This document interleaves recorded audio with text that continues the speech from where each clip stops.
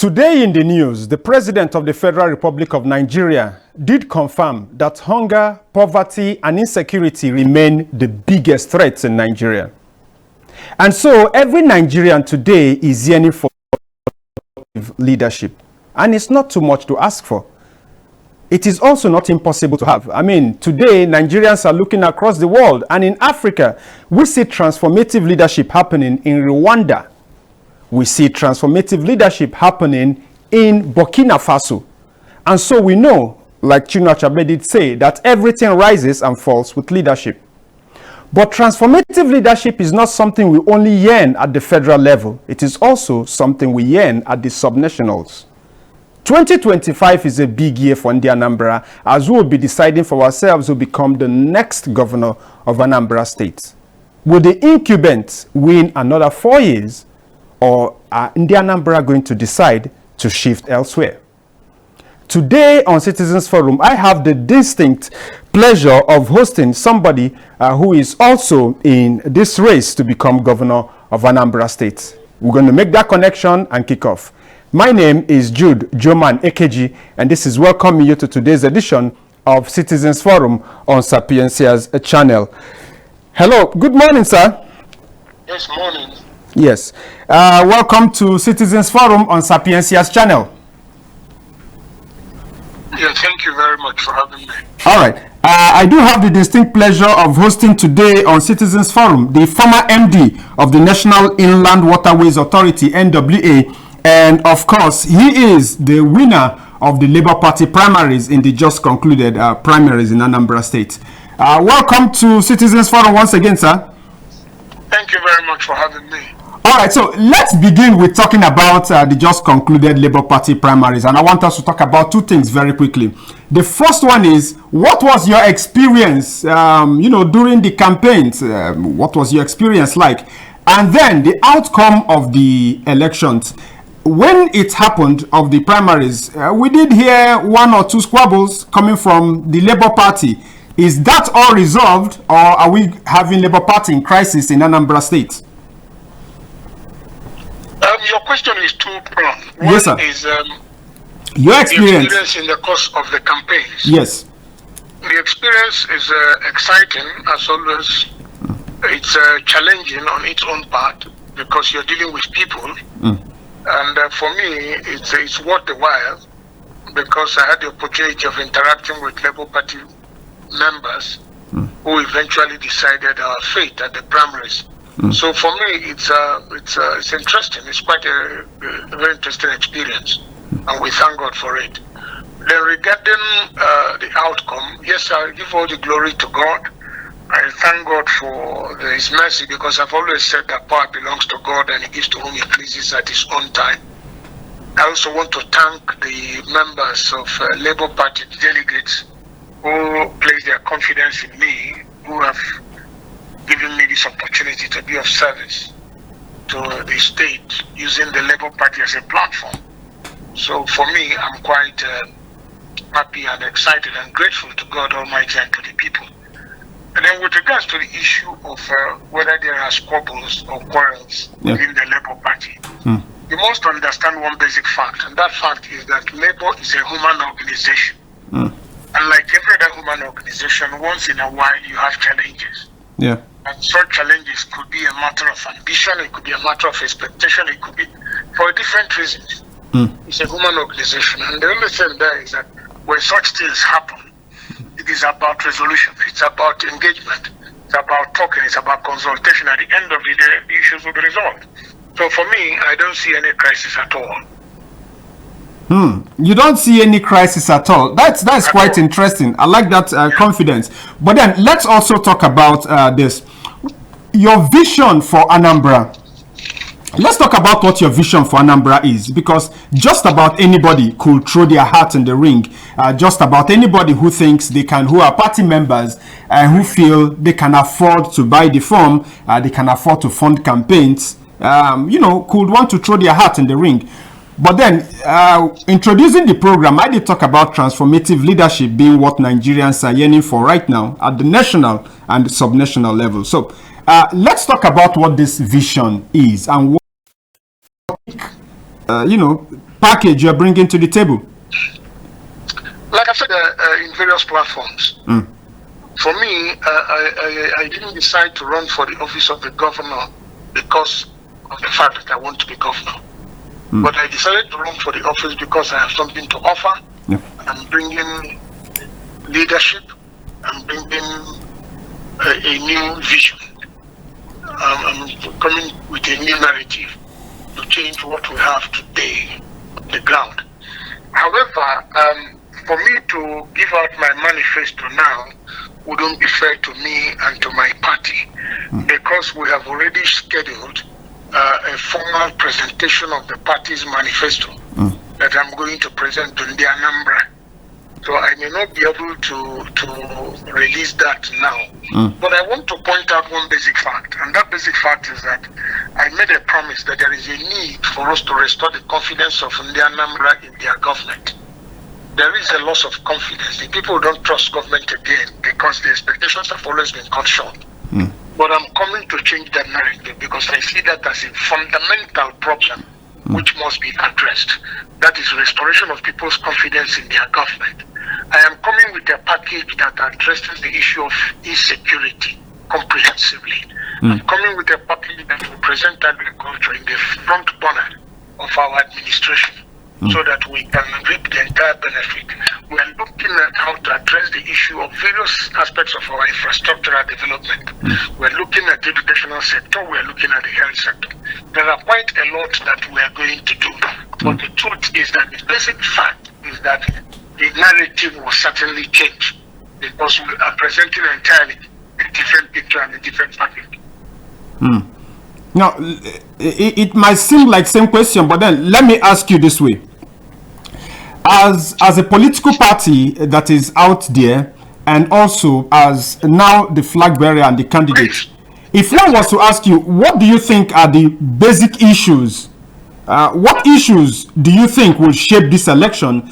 And what issues do you think Ndi Anambra are most concerned about as it stands in, this is May 2025? What do you think beats the heart of the average Onye Anambra the most?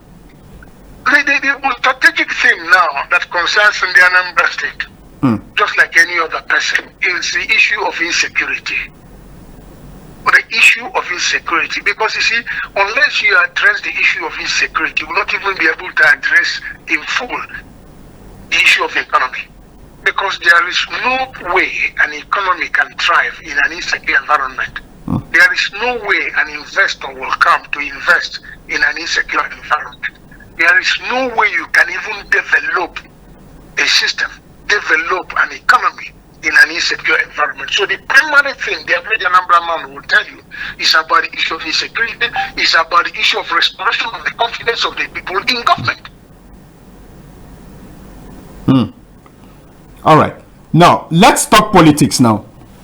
You are in politics and they say 24 hours is a long time. Some people even tell us that 1 hour might be a very long time in politics. But let's look at the political development around the country after you won these primaries.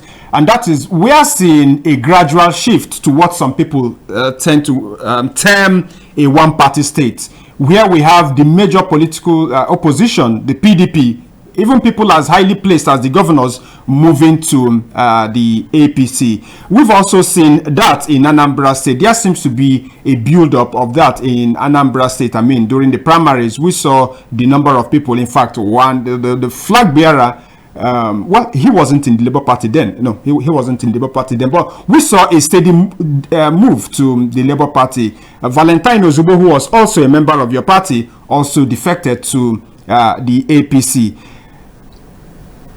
The Labour Party in 2023, I mean, today we talk about the Labour Party as one of the main opposition parties in Anambra, in Nigeria, because of what happened in 2023, and that is the movement of P2B to that party, and then subsequently him becoming the flag bearer, and the rest is history. Then we saw the obedient movement, and today the only reason, maybe the only reason why people consider the Labour Party is because of what happened in 2023. Interestingly, Anambra State is the home state of Mr. Peter Obi.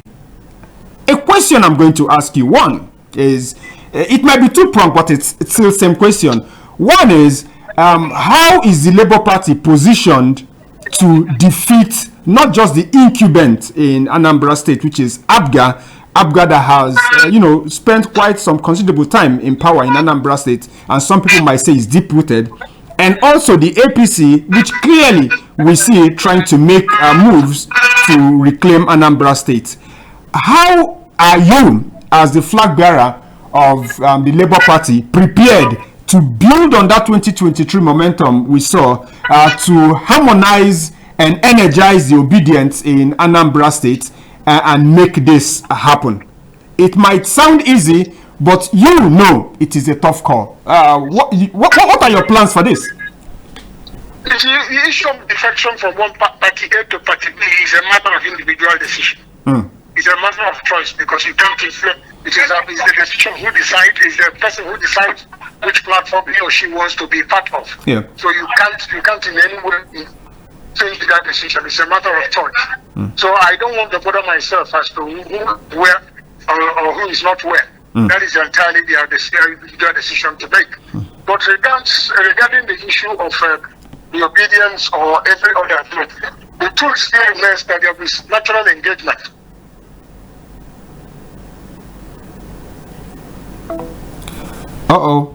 Sorry, that call ended. We seem to have been having some issues with that. We are going to reconnect with Chief George Moghalu right away and then continue the program. Our Still Citizens Forum on Sapiencia's channel, and I'm Jude Geoman Ekeji. Of course, our conversation centers around Anambra, governing Anambra 2025 elections and beyond.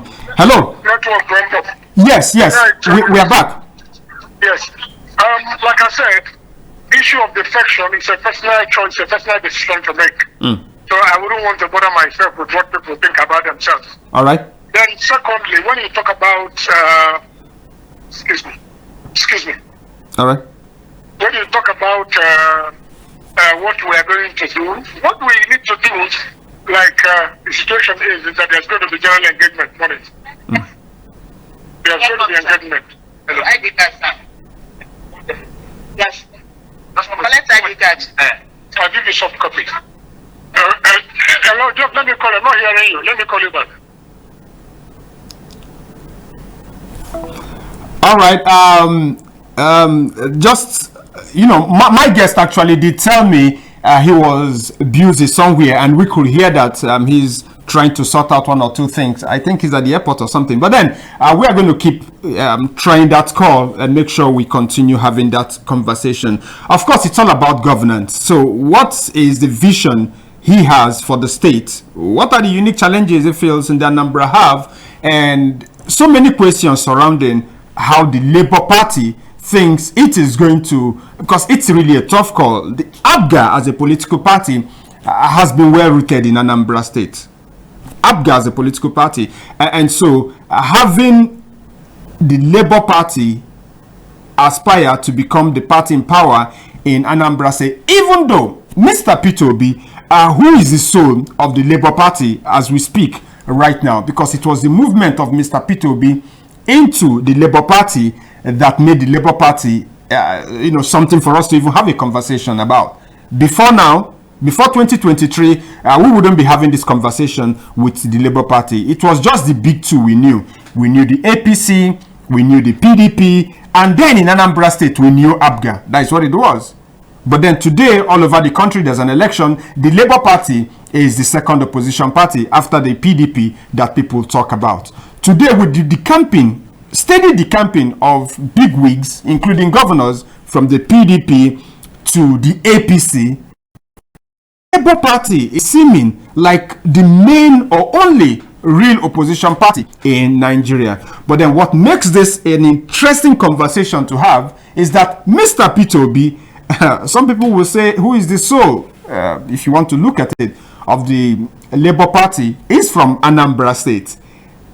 Are the obedience in Anambra State going to pull this off? We saw the obedience doing something that's never happened in Nigerian history, and that is an underdog coming in and performing beautifully during the presidential election. We also saw that lead to something where the elected president got far less than 50% of the general vote count. Now, we've not seen that in Nigeria's history. Could this also be replicated at the state level during the Anambra 2025 elections? I'll try to connect with Chief George Moghalu.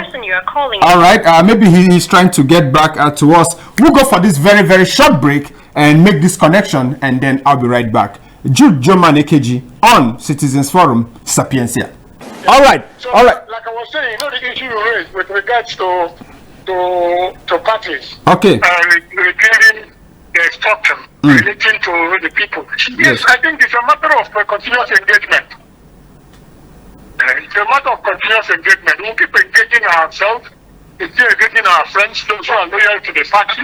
We keep engaging the Anambrarians. We need to get them informed of what we are doing so that they will be part of the movement. But as to whether we work together, certainly as a party, we will work together, present ourselves together to the Anambra to make a decision as to who they want to serve them. All right. At the end of the day. All right. Finally, I can't let you go without asking you this. You were the former MD of the National Inland Waterways Authority. That was something that was very dear, still is something very dear to the heart of Ndibo. Yes. Let's talk about what that agency should be doing right now. Let's also talk about if you become the governor of Anambra State. Let's talk about the unique, using your unique experience as somebody who has been in that sector, because in the Anambra, we have a high number of importers in Anambra State. Also, Ndibo will benefit a lot if, call it dredging, just tell us what should be happening right now. When I was MD of NIWA, if there was anything that was dear to my heart, is opening the channel so that we can access movement of cargo from Lagos to Onitsha by water, because of the many advantages that come with it. Yeah. We started that. We started the possibility. Started exploring that. We started the process. Okay, even we started with the concessioning of Onitsha River Port. We concessioned it to a group that has strong knowledge of the industry. In fact, as we speak, their partners are from the port of Antwerp, and that's one port that is known all over the world. So they are partnering with them, and they are doing what is. We started moving cargo while I was there. But there is a need also to dredge, to open up the channel, to make it all year round functional, so that we can maximize the benefit that is agreeable. Another aspect which I couldn't conclude before I left was getting the Onitsha River Port to be a port of destination. We started the process, but we didn't conclude it. All right. Because that will also help our people so that cargo can move directly to Onitsha, or cargo can take off directly from Onitsha to their desired destination all over the world. All right. So there's quite a lot of potential in the blue economy. There's quite a lot of potential in the blue economy that will be beneficial to our people if that sector is explored. That if it pleases God and gives me the opportunity to serve Anambra as governor, it is one area I'm going to pay serious attention to, using my experience, my contact, and my knowledge of the industry for the benefit of our people. I did ask this question during the last Anambraship election, and this is the last question I'm going to ask you. And that is about an Igbo agenda. Call it an Igbo agenda, call it our political elites being brought together consciously to form a bloc, call it the governors coming together to speak for the region, or whatever name anybody calls it, an Igbo agenda. This is 2025, that is yet to happen. I was thinking whoever wins Anambra State governorship, or in Enugu State, or in Abia State, would have led that. None of them is doing that as we speak. None of them is actually doing that as we speak. If you become the governor of Anambra State, tell us about your plans to make that happen. Because this region suffers the most, even though we arguably have the highest number. But then we suffer the most because we have no agenda. Yes, I agree with you. There is a need for us all to work together. what is binding us is more than what is separating us. So we should build on that. But you also will not lose sight of the fact that every state is independent. So what we need to do is at the leadership level for us to engage ourselves, to do things in common for the benefit of our people. There are regional integration which we must pursue as a people for the benefit of Ndigo wherever they are. So I think that if I have the opportunity, I will pursue that agenda. I will pursue and create a platform where we all can meet and discuss our common interest.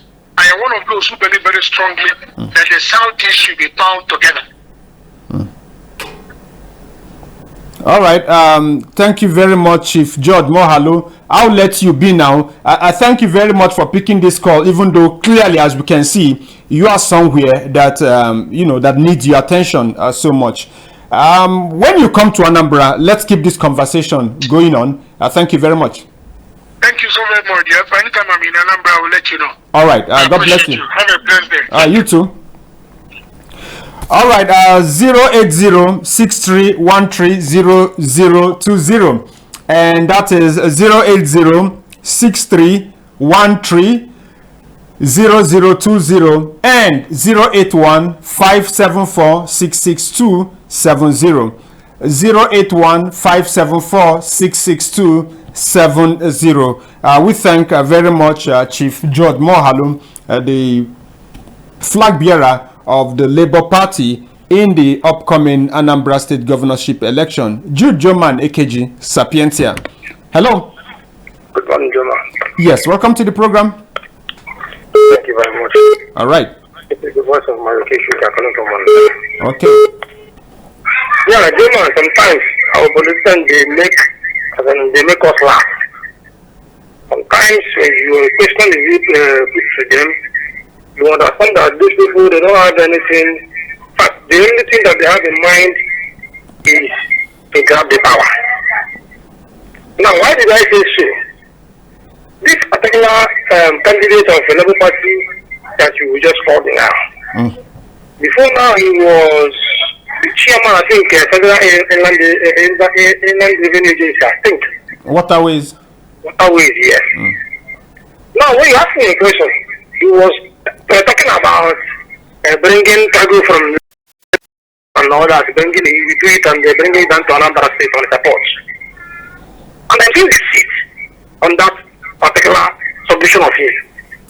Because when you are in Abuja, when you have federal power and federal might, he didn't do it. Now, when you become the governor of Anambra State, when you have a territorial power that begins and ends Anambra State, that is when you will do it. Why are they things that are deceiving our Anambra? I'm not asking. Even if you want to trade, you have only power to trade Anambra territory. You cannot even go near Delta territory or even Kogi. And now you are Anambra State governor, you want to connect Lagos Port to. This is a deceit. And I want to advise them. Whenever they are talking to people, they should know that they are talking to some people who are educated and enlightened. They should stop playing politics in everything. Yeah? To me, with this office of mission, I believe that is part of the politicians that they don't even need in our society. Honestly. Thank you very much. All right. Thank you for calling in. Still Sapientia and its Citizens Forum with Jude Geoman Ekeji. Of course, the first caller did talk about, and this is something I'm going to take on him anytime he is in town and here to talk for himself. Hello. Hello. Oh, sorry, we lost that call. All right, I'll still 081-574-66270 and 080-631-30020. Hello.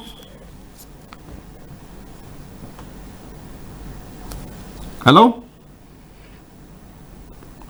Oh, sorry, we lost that call. Of course, today on Citizens Forum, our focus has been on Anambra State, the upcoming elections, and this is the first, but we're definitely going to be engaging others from other parties to come talk to us about what their vision is. I mean, it goes beyond we knowing you won the primaries and you wanting to govern the state, but what's your vision for the state? What's your motivation? You know, you're going to have to talk to us because that's how we can assess you. Hello. Hello. Yes, welcome.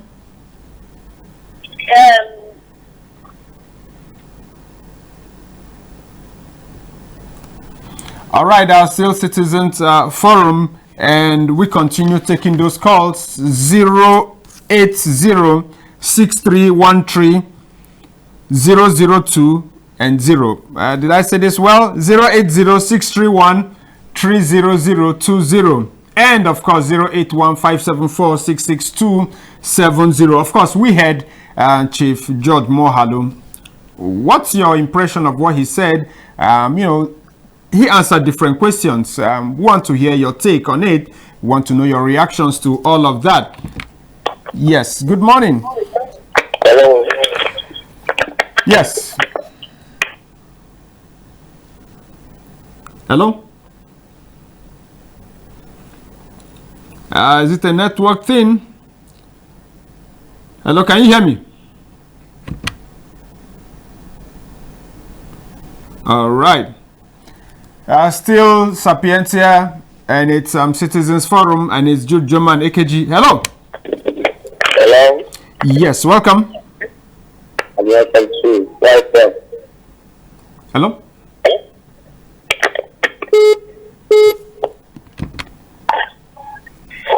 Hello? Yes, welcome. Hello?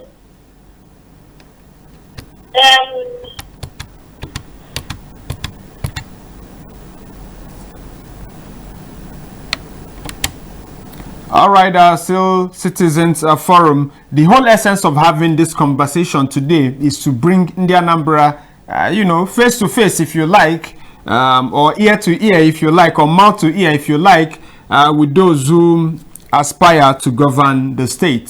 This should continue across board, where we get to hear from these candidates. What's their vision? What's their vision? Anybody, like I said, anybody who can afford to buy the nomination form and declaration of interest form can, of course, become a candidate, can woo delegates and become the flag bearer. But then going into an election, it's always important that we get to screen these people, that we get to listen to them, give them an opportunity for them to talk to us, ask them the questions, and we get to hear from them. This should actually happen live here in the studios, but he's not in town. We're definitely going to have him here.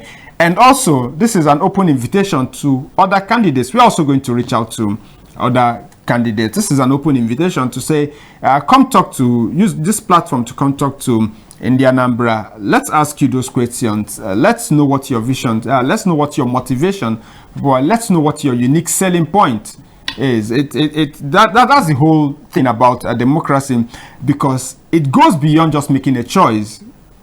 It is most important that we make informed choices, but we can't make informed choices if we don't get to listen to,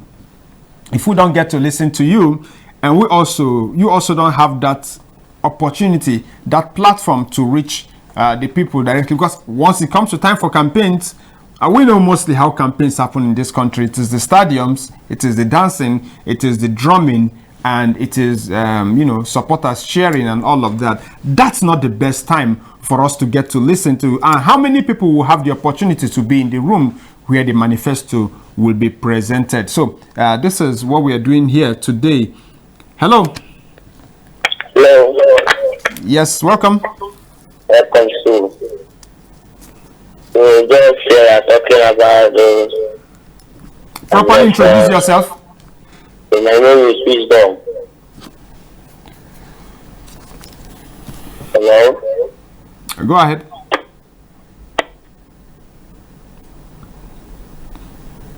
All right, I will go for this very short break and we'll be right back. Hello. Good morning, Global. Yeah, good morning. Welcome. Yeah, thank you very much. Yep. Monday, Johnson, and I've got it in from nature. All right, welcome. I think earlier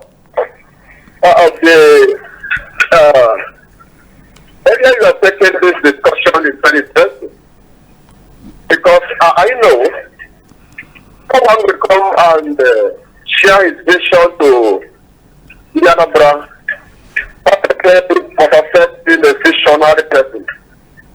Because if you're not visionary, you won't have any vision to share.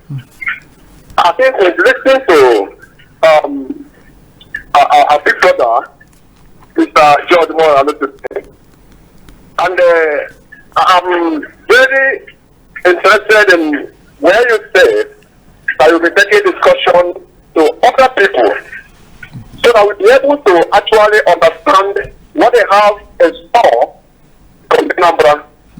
It's one thing to be the governor, it's another thing to deliver to the people. I'm not interested in who becomes what. I'm interested in who affects that person. I'm interested in that person who gives good governance. And I think by bringing them on board, that will give us more clues on who we should cast our vote to. So please, I will encourage you to take it up the more because we want to hear from all of them. Good morning. All right, we'll definitely make the efforts, but then don't forget, sometimes, I mean, I know a sitting governor who sat down in Anambra State for 8 years and never bothered to speak to the press. So I'm just saying this to let you know that the effort will be made. I also do know a governor who, has maybe 4 years and doesn't find the need to come despite invitation to come over. So these are the different things. But then we are going to do what we should do and do what we have to do. But then one thing is very clear. When this invitation is extended and they don't take it, we'll still come here to tell Indian Anambra, hey, this is it. We extended invitation to so and so, and they are not here. Some people, well, let's leave that till it happens. All right, there are still Citizens Forum. Now, when it comes to deciding who governs us, it is something more sensitive than our choice of food. I mean, somebody can tell you, I prefer this food over that, and this is what it is. Some people could also tell you, I prefer this brand of product over this. Some people could tell you, I prefer this team, this basketball team, this football team, this baseball team to this other one. But then when it comes to issues of governance, it's a different ball game. We can't, as a people, we don't have the liberty, and we shouldn't even have that luxury. We don't have that luxury, and we shouldn't pretend we have that luxury to stick around and say, well, it is going to be this political party. It's the candidate we want to listen to and what they have for us. Because at the end of the day, everybody who wins it governs the people. And so that's a different ball game. Hello? Hello? Yes, very aware that the network is very horrible today. Just like my guest, he was trying without success to reach me. Quite lucky enough that we could even get to reach him. So I apologize for anybody calling and the network. I've been picking so many of these calls, and it's not me intentionally shutting down these calls. It is actually the network today. It's been something else, and this is happening to both lines. But then we keep having this conversation. So like I said, if we are talking about a football team, when this football team wins, they take the cup somewhere else. And when another football team wins, they're taking it to somewhere else, right? Sometimes to some other country, sometimes to some other city. And then when we're always talking about the way we have our preference for maybe artists, musicians, it's a different ball game. But then looking at Anambra State, for instance, we can have 20 political parties, but it's quite different because any political party that wins the election governs the people, the same set of people. Any political party you also find within the state, the members of these political parties are also people from the state. The manifesto they are giving is to the people of the state. So democracy affords us that chance to pick who, in our opinion, and that opinion, like I said, needs to be informed. It shouldn't be uninformed. It should be informed decisions we take at the end of the day. Because regardless of what anybody says, everybody who is running for governor is running for governor, and the only thing that gives them that qualification, amongst other things, is that they are also from the space, Anambra State. And so that is what it is. At the national level, same thing plays out. And so as we count down to this election, we should go beyond some of the pettiness we hear people discussing today. The issues should be what drive us. And one of the things that will drive us is who speaks to these issues the most. Who speaks to these issues the most? It is not who has more people on social media making noise. It's not about who has more people willing to insult and ready to insult and ready to threaten when people speak up. It's about who has the ideas and judging from everybody who is most likely to deliver on their promise. Because democracy is based on trust. Governance is based on trust. Politics is based on trust.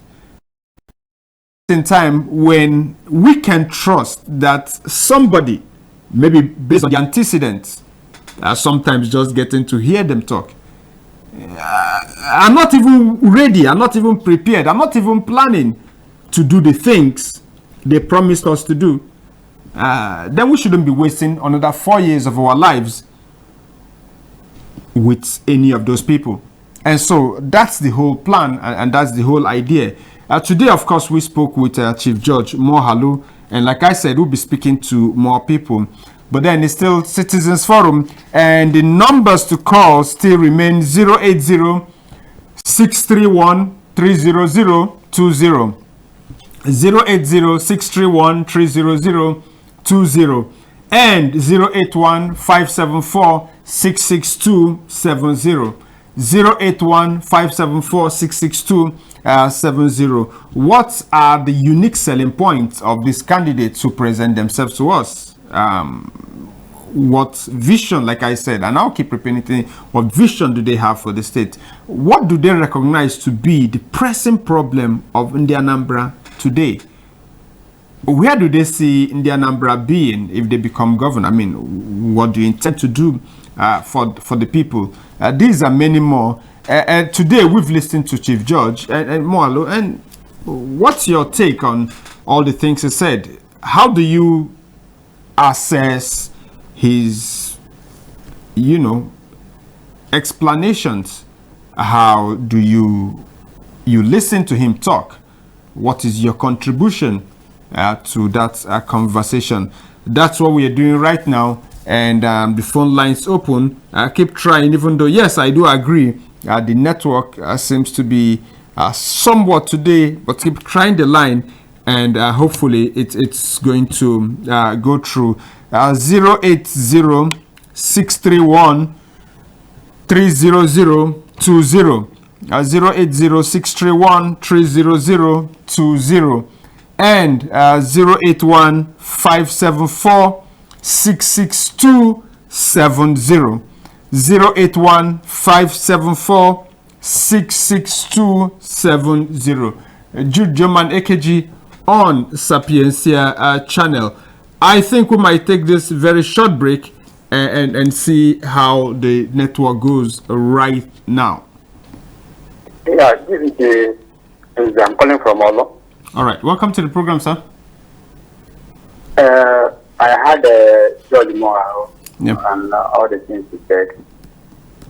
When you asked him about the Inland Waterways, that is National Port, he said what he said.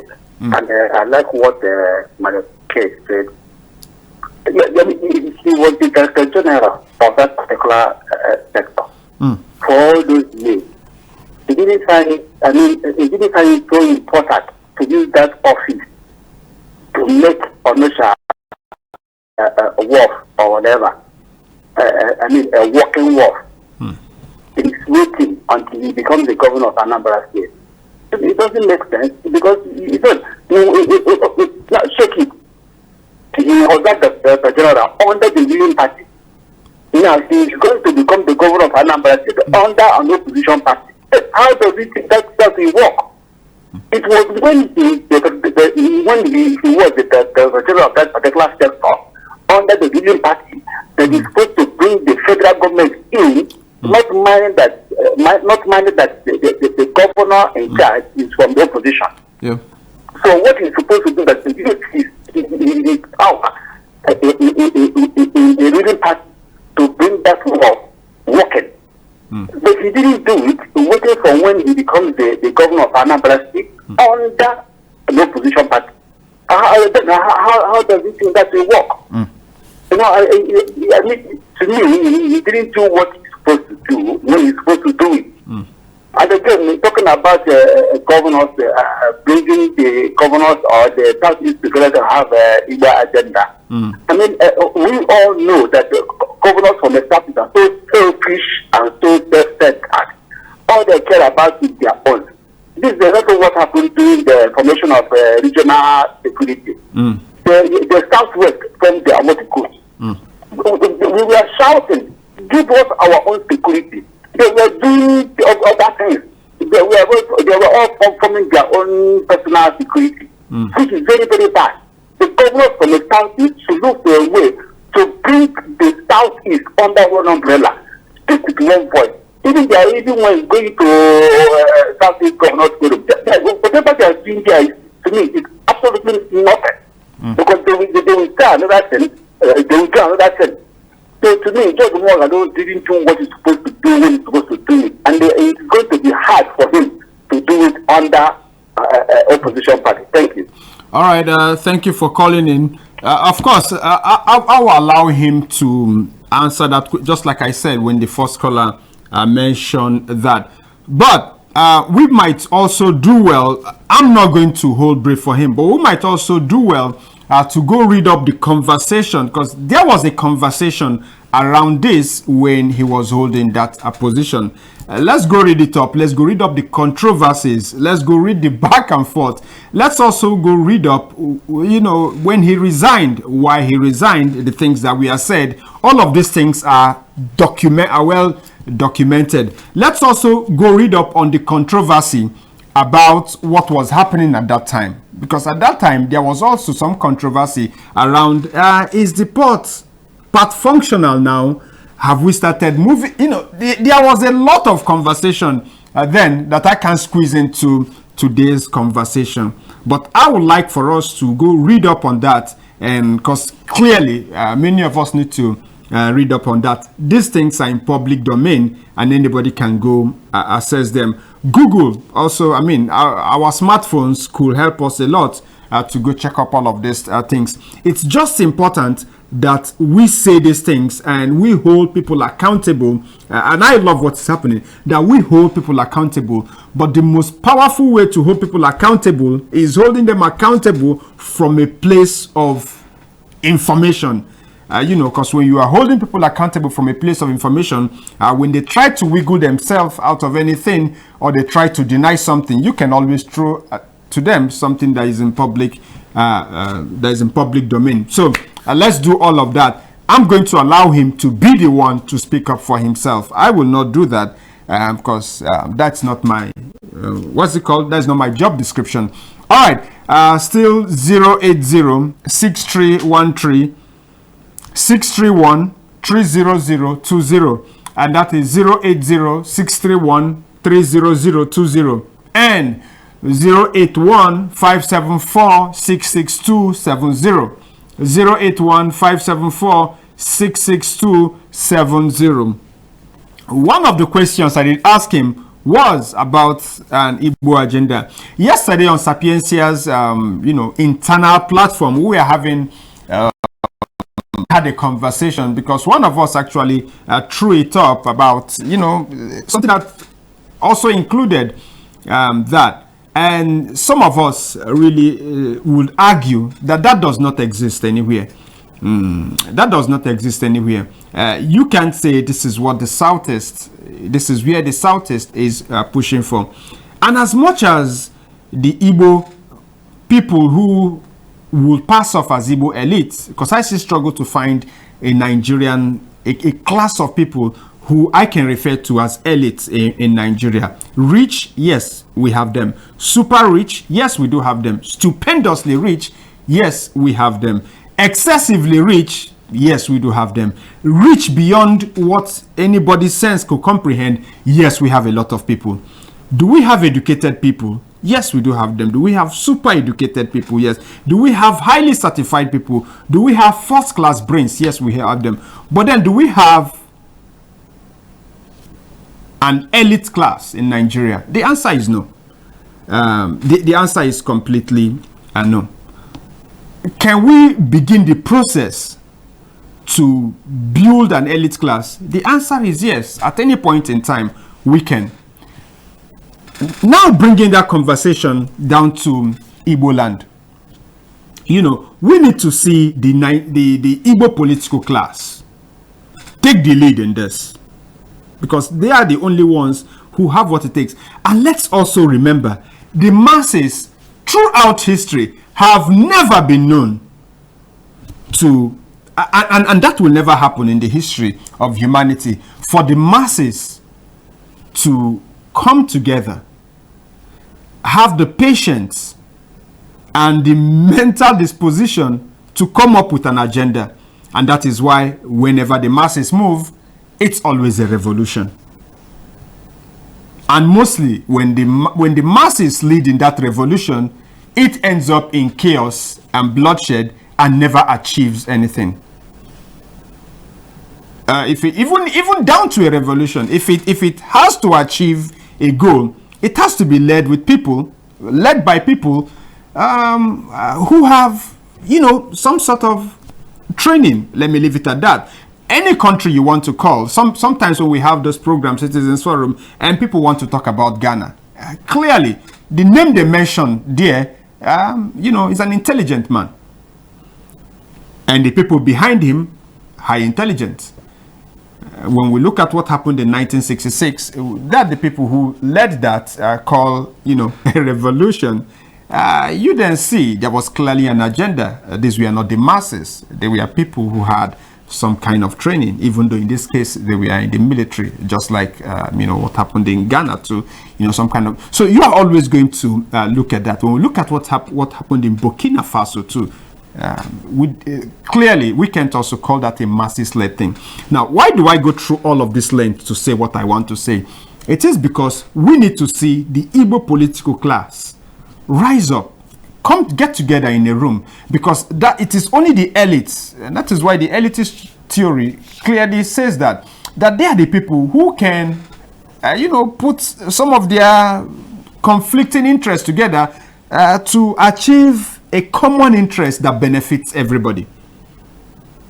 We are yet to see the Southeast reason that way, where the political class are going to get together, every stakeholder, whether in the religious, whether in the traditional, you know, and every other person, gets everybody understand the need to speak with one voice and move with one accord.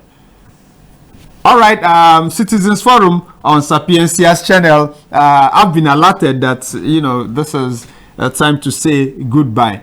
I want to thank you for being here and always supporting Sapiencia in everything we do. Of course, I thank Chief George Moghalu for picking that call, even though clearly we could see this was not the best of a day for him to have this conversation. My name is Jude Geoman Ekeji. Citizens Forum will be here same time, same station next week. God bless you.